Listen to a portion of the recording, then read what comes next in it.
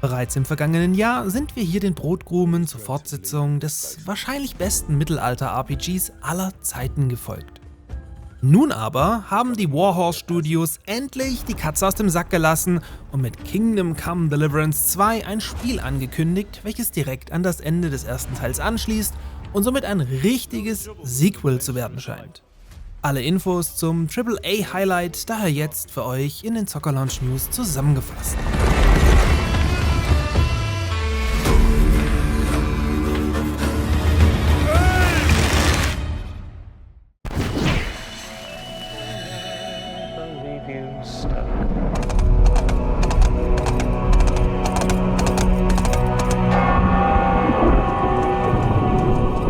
Now who can that friend be?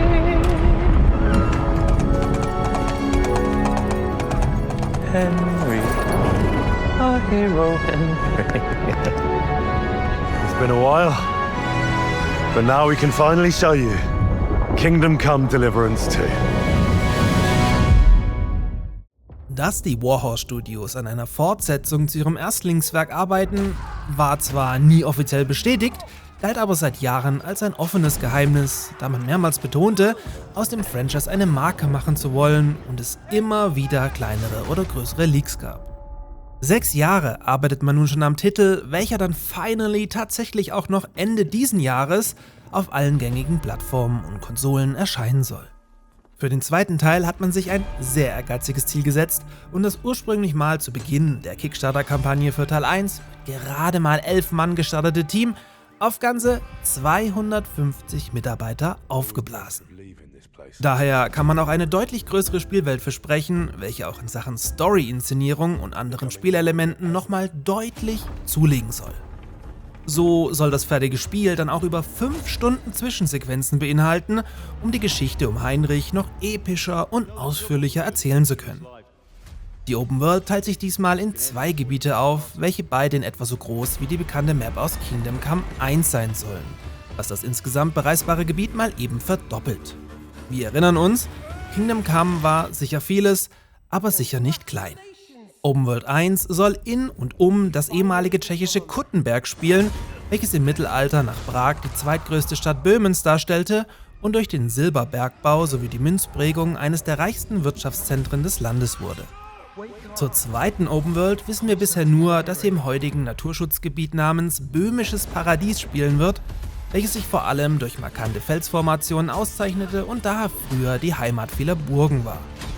Das weiterhin auf die CryEngine setzende Spiel wird dabei nahtlos die Geschichte von Heinrich aus Galitz fortsetzen, der allerdings nicht mehr als einfacher Bauer beginnen muss, sondern durch die Geschehnisse des ersten Teils mittlerweile ein waschechter Ritter geworden ist. Leaks, die auf einen mehrjährigen Zeitsprung hindeuteten, sind also falsch. Trotzdem betonen die Devs, dass Heinrich als junger Held nach wie vor vom Spieler nach Belieben formbar bleibt und nicht in ein vordefiniertes Korsett gezwängt wird. Neben dem strahlenden Ritter könnt ihr also wahlweise auch als schleichender Dieb agieren oder als mordlustiger Bandit euer Unwesen treiben. Ganz ohne Kampf wird es zwar nicht gehen, wer aber beispielsweise seine Diplomatie und Redefähigkeiten ausbaut, kann sich so auch aus den meisten Scharmützeln rausreden. Und so weiter. Das gilt auch weiterhin für das sehr anspruchsvolle Kampfsystem, in dem der Spieler jeden Gegner als eine Bedrohung wahrnehmen soll und stets um sein Leben kämpft, während der schon hohe Realismus noch weiter auf die Spitze getrieben werden soll.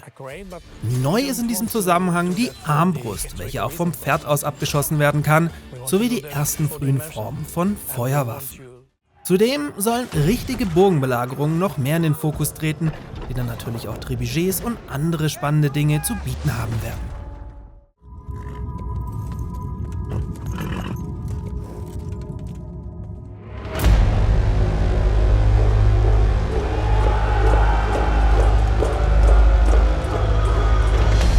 Falls ihr den ersten Teil verpasst haben solltet, mit einem RPG bzw. ihr dem Mittelalter-Setting irgendetwas abgewinnen könnt, spielt unbedingt Kingdom Come Deliverance.